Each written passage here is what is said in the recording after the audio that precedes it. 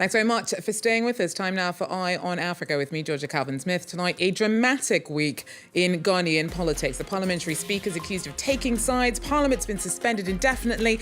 There's a tug of war between the judiciary and lawmakers, all as the clock runs down ahead of high-stakes December elections. We will unpack all this with our correspondent in Accra. Also, Zambia and Zimbabwe are struggling with blackouts as drought parches the world's largest man-made lake, drying up the hydropower meant to be generated at the Kariba Dam.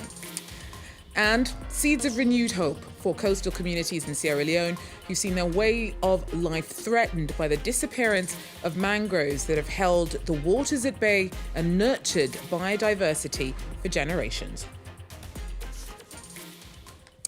But first, Ghana's ruling NPP party has accused the Speaker of the House of the Parliament of undermining democracy, just a day after he indefinitely suspended it following a walkout by NPP members.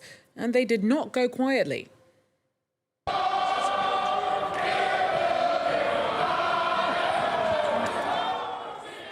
Well, the NPP says that Alban Bagbin, the Speaker of the House of Parliament, is biased towards the opposition NDC amidst a high-stakes standoff over who can claim a razor-slim majority in Parliament just a couple of months before elections.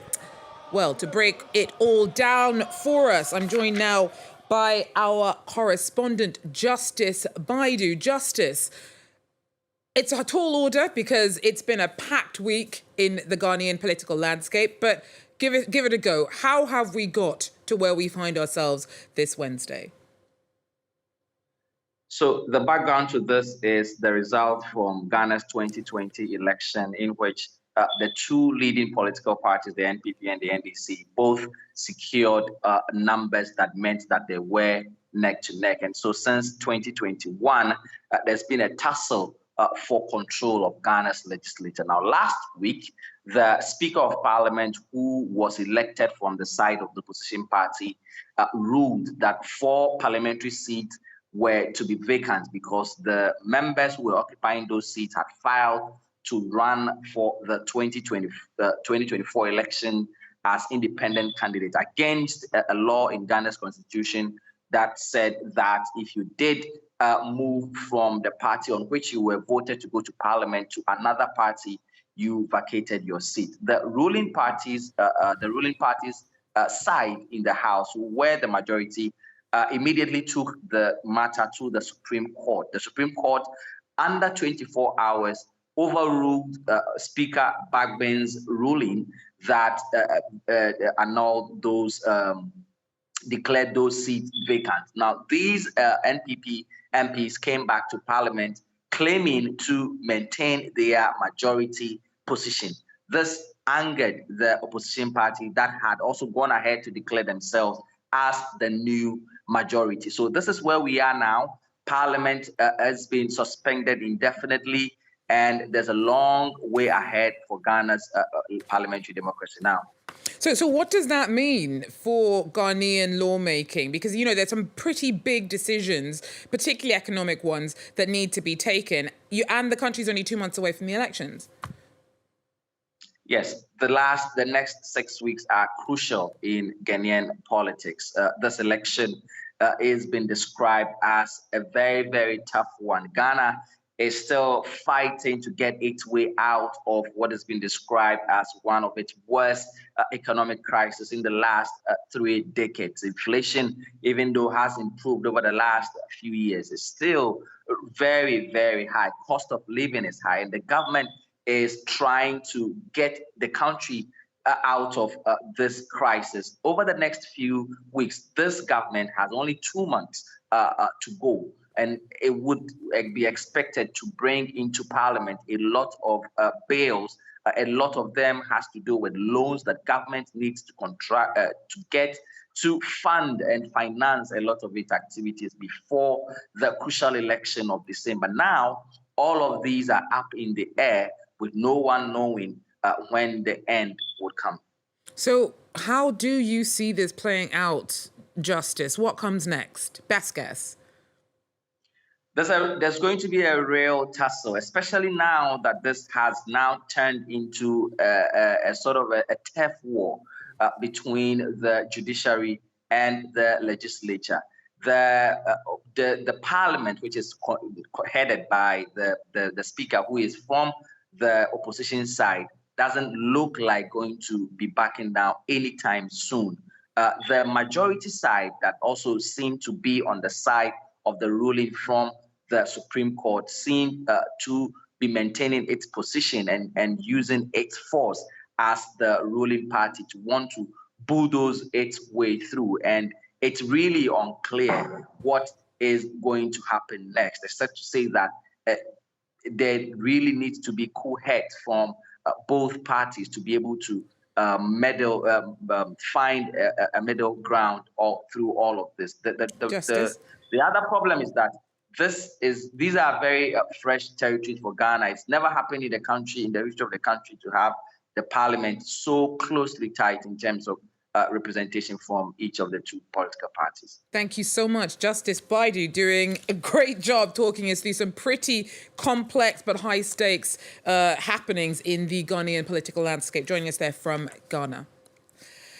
Well, neighbours Zimbabwe and Zambia are facing power cuts of up to 17 hours a day as drought dries up the Kariba Dam.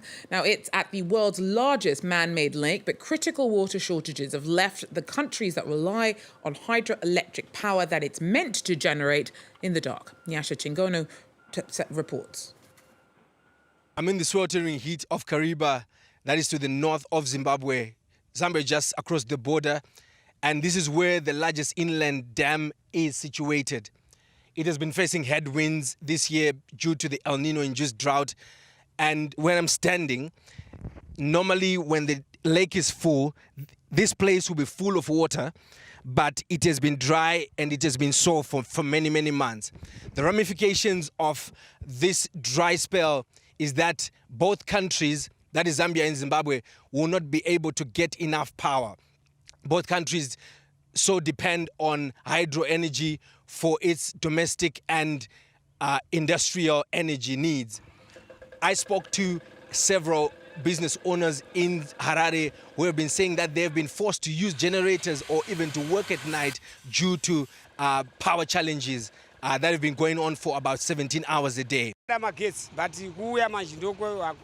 We want electricity, but we don't have power all the time.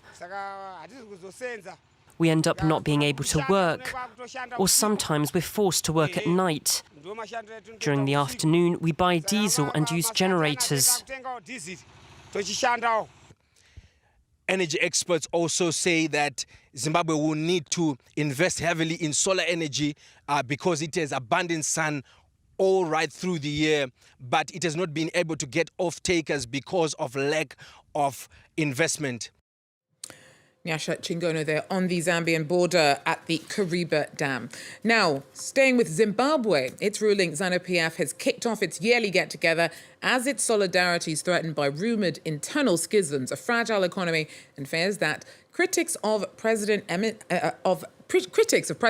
Mnangagwa, who aren't convinced by his reassurances that he will not be running for a third term post-2028. Sharon Mazingaizu was at the party conference for us and sent us this report. The ZANU-PF Annual National People's Conference is a key political event in Zimbabwe's ruling party. The conference comes at a time when there are divisions and infighting within the ruling party, with claims that President Emmerson Mnangagwa wants to extend his term in office beyond 2028. President Emmerson Mnangagwa is currently serving his second and final term in office, and he has assured party members and Zimbabweans in general that he has no desire to extend his term in office.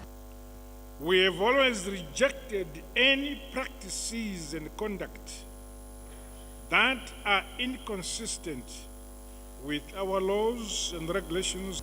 We must decisively deal with abuses and not abandon our structures. The conference is also coinciding with the Anti-Sanctions Day, a day set aside by Zimbabwe and SADC member states on about removing the sanctions on Zimbabwe. Sanctions on Zimbabwe were imposed in the early 2000s by the United States and other Western nations. The Zimbabwean government claims that sanctions are hurting the Zimbabwean economy. Sharon Mazingazi there for us in Harare. Now, at the BRICS Summit for Emerging Economies being held in the Russian city of Kazan this year, South African President Cyril Ramaphosa called on Wednesday for big changes to the World Trade Organization. Now, it sets global trade rules and has been criticized by some for relying on regulations and processes that favor already industrialized nations. Now, more widely, Ramaphosa is keen for BRICS members to challenge the presumed dominance of certain countries in world affairs. In the fields, BRICS is an inclusive formation that has the ability to change the trajectory of the global south. To do this, we must realize the full potential of our economic partnership to ensure sustainable development for all and not just for some. Now, over the last few decades in Sierra Leone, thousands of acres of mangroves have been destroyed by erosion, construction and other man-made threats. Now, the forests are critical defences against flooding, and their disappearance has left coastal communities struggling to maintain their ways of life. But a new push is planting hope in the hearts of millions, as our Caitlin Kelly's been finding out. It's been a hopeful week in Sierra Leone as Freetown City Council started their large-scale mangrove restoration project. The project hopes to plant 250,000 seedlings in about 3 coastal communities that will be affected by coastal erosion and rising sea levels. Locals I spoke to said that they welcome this development, emphasising that flooding is the biggest climate risk in Sierra Leone.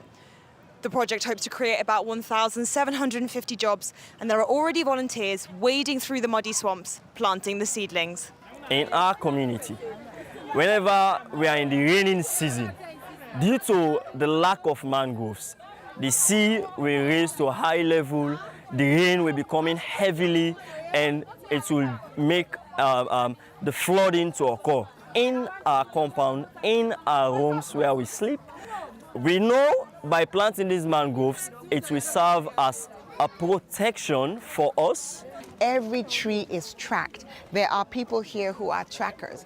There are people here, growers, monitors, daily workers. So there are different elements in the Freetown to Treetown infrastructure to ensure that the trees are planted, the information is uploaded onto a database, they are tracked, and that information is again continuously uploaded. Over the past 30 years, Sierra Leone has lost about 1/4 of its mangrove population due to human activities and subsequent coastal erosion.